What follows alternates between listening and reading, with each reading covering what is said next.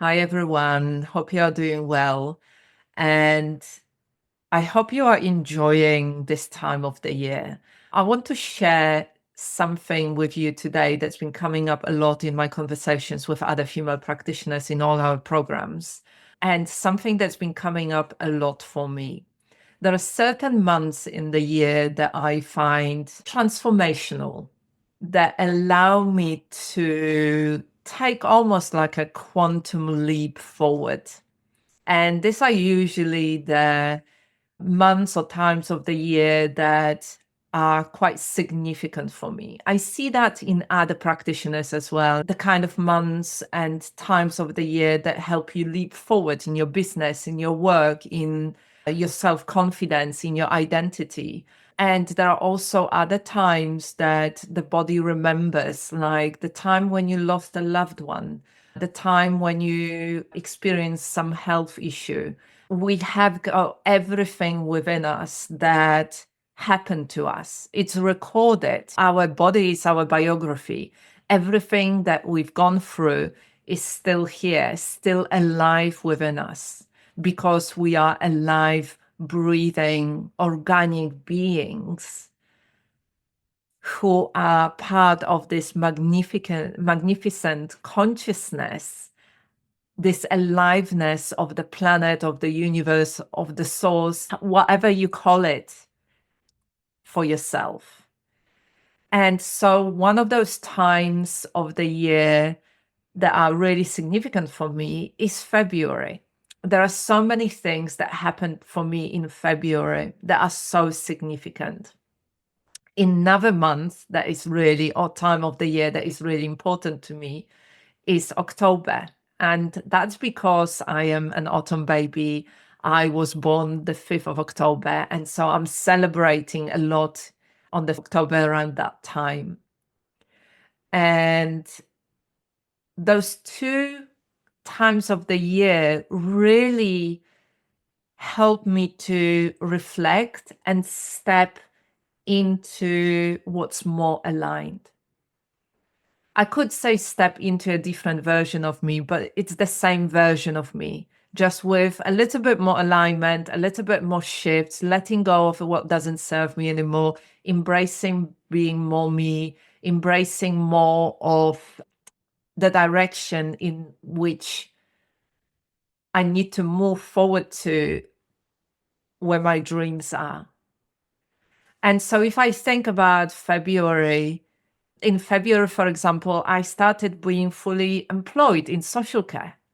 And then I spent the next 16 years working in social care with the most amazing people, with the most amazing clients, working with, obviously, with trauma, learning about trauma, working in various amazing projects like City Roads Crisis Intervention Project in central London, where we were working with clients, taking them through a detox, a residential project with a lot of history. It doesn't exist anymore, unfortunately, but we've worked with thousands and thousands of clients, around 1,000 clients each year, and I worked there for 6 years. In February also, I had my first date with my partner, Mick, and here we are, 22 years later, we're still together. Interestingly, we were both working in that crisis center. That's where we met, and we are still together 22 years later. In February also, 9 years ago, I left my social care job to become fully self-employed. So for 7 years prior to that, I was working full-time in social care. And then I was teaching yoga and mindfulness and movement and coaching clients and delivering Thai yoga massage and somatic body work. For 7 years, I did it, working full-time in social care and then part-time evenings and weekends, running a yoga and wellness studio, working with clients. And 9 years ago, I decided that was enough. I couldn't continue at that pace, with that level of intensity, with having two intense jobs. And so I left social care and started working in my own business. At the time, running a yoga and wellness studio. So there are certain times of the year that bring up, for many of us, these connections with something significant that happened in our life, connections with deep inner shifts that then change our reality, change who we are on the most profound and deepest level. So often we focus forward. We work so hard to keep moving forward. We want to be further than we are at. We want the next level of business, or we want more clients, or we want more confidence. We want more money. We want better life. We want loving relationship. We want better health. So often we focus on, I'm here, I don't want to be feeling like this. I want to be feeling something else. I want to move forward. And the challenge with that is that we lose connection and an experience of the present moment. And it's only in the present moment that we have choice. It's in the present moment that we can use the power to choose and choose differently. If we are running forward, if we are moving forward really fast, if we are focused on the final outcome, we lose connection with the journey that we are on.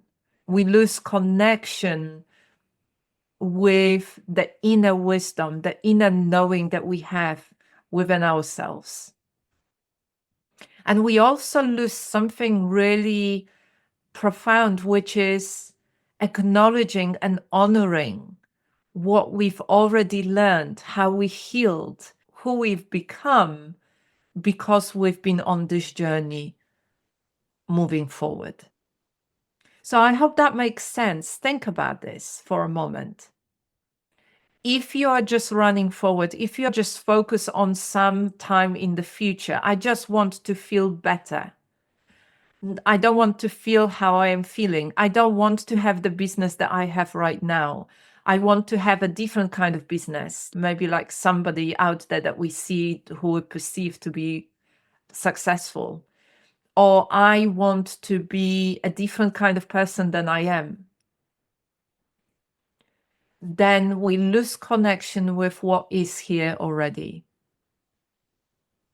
And that power to choose is the power that, for example, Viktor Frankl in his Man's Search for Meaning talks about or writes about. The most important power that we have as human beings, and that is the power to choose what we focus on and the power to choose what we do and how we respond. And within any circumstances, we have got power to choose. The question is, do you actually believe that you have power to choose? That's a big question. And so if I ask you to reflect on it for a moment, take a moment and reflect. Do you really believe that you have the power to choose? Do you really believe that you have what it takes to say yes or no, depending on how it feels for you? Whether it is within the context of somebody asking you to do something, or saying yes to a project, or saying no to a project, or some kind of commitment. And even within the situations where we can't say no, even though we want to say no, let's say you've got a family commitment that you cannot say no, we still within that have got power to choose. We can choose to tell ourselves the story that we are a victim and that we hate it, that we can't do anything about it, that we are doomed, or whatever the story is. And follow that with taking a behavior or action that is destructive, maybe risky, maybe harmful to us and maybe even to others, or we can choose to take care of ourselves within that situation, to lean onto others who can support us, to prioritize self-care as much as we can within the context of the situation, to choose nourishing food, to choose rest, to choose to bring moments of state of being and presence within what's happening. We can choose, even within that situation, how we are being, who we are being. And of course, nothing is black and white. There are circumstances where we can't choose. And when we're talking about somebody going through PTSD or experiencing mental health or experiencing health issues. And so the situation is really difficult. And sometimes we cannot choose. You might be ill, you want to be healthy, and you can't change that. Even with that, we can still choose. Maybe we can choose to talk to somebody about this. Maybe we can choose to explore how we can get support. Maybe we can choose to slow down and not to put ourselves within situations that might be harmful for us. So those various degrees in which we might need support, and the only choice that we can make is I'm going to ask for that support and I'm going to receive that, and because I can't choose for myself well enough. So why am I saying this? One of the ways that are really easy to work with that, there are two ways really that I often talk about to my clients and practitioners that I work with. One is about embodying qualities. What are the qualities that you want to embody?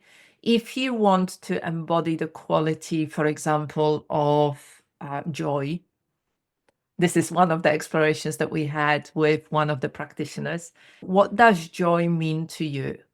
Do you experience joy on a daily basis? Not on this like, oh, this is amazing, huge event, once in a lifetime, and I'm experiencing joy, but on a daily basis.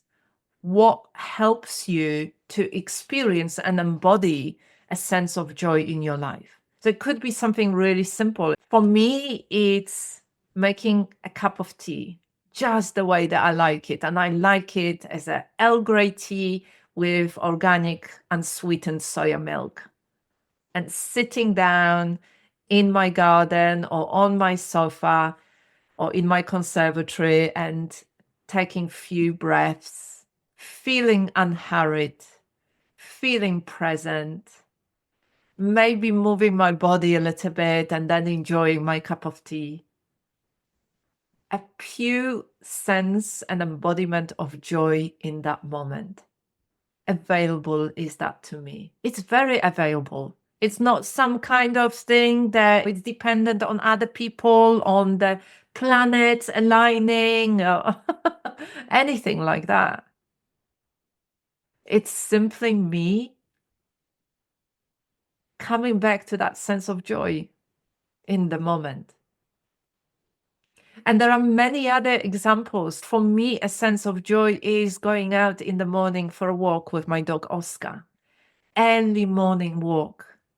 Another sense of joy is getting up early and doing some movement and doing my journaling, doing my embodied listening and checking in with myself and having my cup of tea as I'm journaling.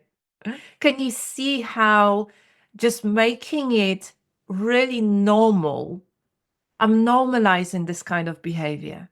Experiencing sense of joy is easy and simple and so easily accessible. You could work with that with any quality, the sense of presence, the sense of self-compassion, the sense of courage, the sense of curiosity, those qualities that we can start embodying, that are really accessible to us. A sense of gratitude, the quality of luxury, the quality of wealth, the quality of abundance. How do you experience that? And can you normalize it? You don't put it on a pedestal, you just experience it as that's just normal. I have access to it really easily.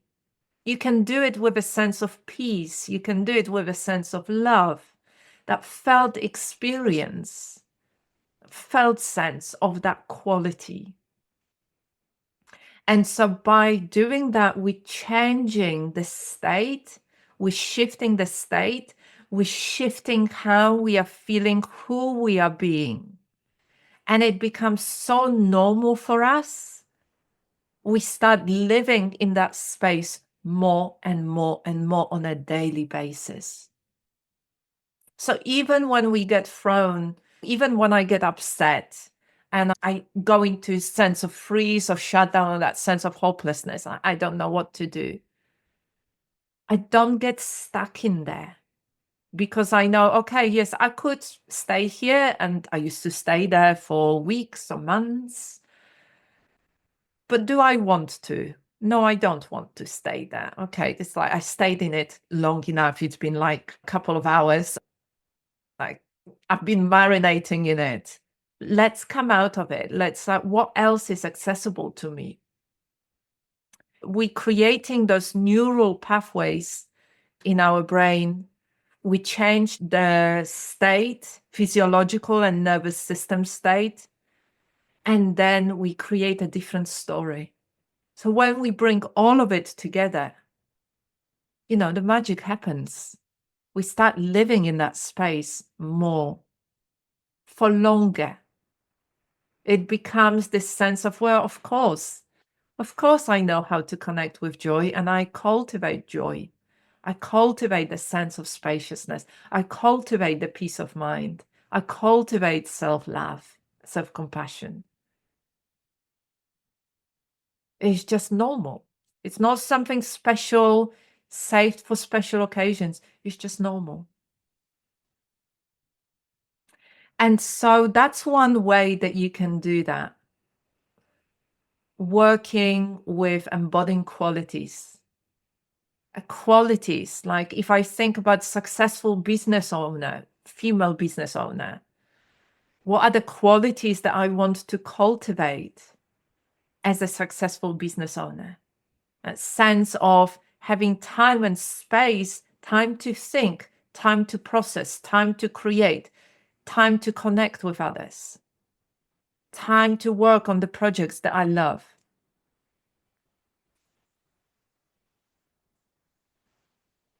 Experiencing flow and ease and purpose. Connecting with others, that relational way where we co-regulate, where we connect, where we support each other, when we collaborate. Having space to do that, as opposed to being rushed, never having time, overworked, being workaholic, being perfectionist, never good enough, procrastinating, all of that kind of stuff that can come up if we are just in a reactive mode rather than in a presence mode, in a being mode, in a creating mode. So think about those qualities within the context of your life or your work or your business. And how do you already experience those qualities, and how can you cultivate them more on a daily basis? So that's one way you can do that. The other way that you can do that is through working with archetypes. And I love archetypes. Within our trainings, we talk about different archetypes. So you could be an embodied feminine leader. What does that mean? Successful female business owner. What is that archetype? Well-rested woman archetype. a queen archetype, an empress archetype. You could draw on the traditions of goddesses. You could draw on the traditions of divinities. So you could look at what resonates. You could see how it lands for you, what's important for you, and how you could embody those archetypes more and more in your life. So some of us, I know from experience, when we do the training certification, some of us really love working with archetypes, with the goddesses, with different traditions and cultures. And some of us really struggle with it. And this is where working with qualities is easier.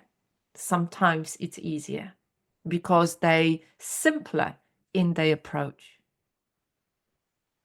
So the question in here is, as always, who do you want to become? What do you want to embody, and who do you want to embody? Who do you want to become more of? What are the qualities and traits and states of being that you want to make more room for within your life, within your business, within your work? What would be fun and joyful to do that orienting towards well-being, moving away from the hard work, from struggling, from always working on sorting out problems? And even healing can become like such a hard work, always working hard to shift stuff within us. You don't have to do it in that way. How would it feel to bring more joy, more ease, more peace, more exploration, more curiosity, more playfulness, more spaciousness, more creativity, more richness of life, more luxury, more whatever it is that is right for you? And once you start embodying those qualities more and more and more, making all your decisions from that space, that state of being. Think about this, how that would change who you are and how you are. And when I look back to how I was even 2 years ago, even 5 years ago, certainly 30 years ago, when I first started doing self-development work and the therapeutic and psychological approaches, healing modalities, I am still me at the core, at the essence of me, but I consciously embody different things. And consciously embodying different qualities means I view things differently, I make decisions from a different place, I behave in a different way. And I'm able to understand the communication from my soul, the communication from my inner wisdom, inner knowing. I'm able to be with it in a different way. So my invitation to you is take a little bit of time, decide whether you're going to play with embodying qualities, those core values that you have, or maybe you're going to do some work with the archetypes and choose some archetypes that really resonate. And each archetype comes with the cluster or group of qualities, like embodiment of something. Whichever way works for you, do a little bit of work around that and just notice how profound shifts will happen in your life. I see that all the time in our programs, and I see that in my own life. And it's truly life-changing. Play with it, and I'd love to hear how you're finding this, how it all lands and resonates. Take care for now.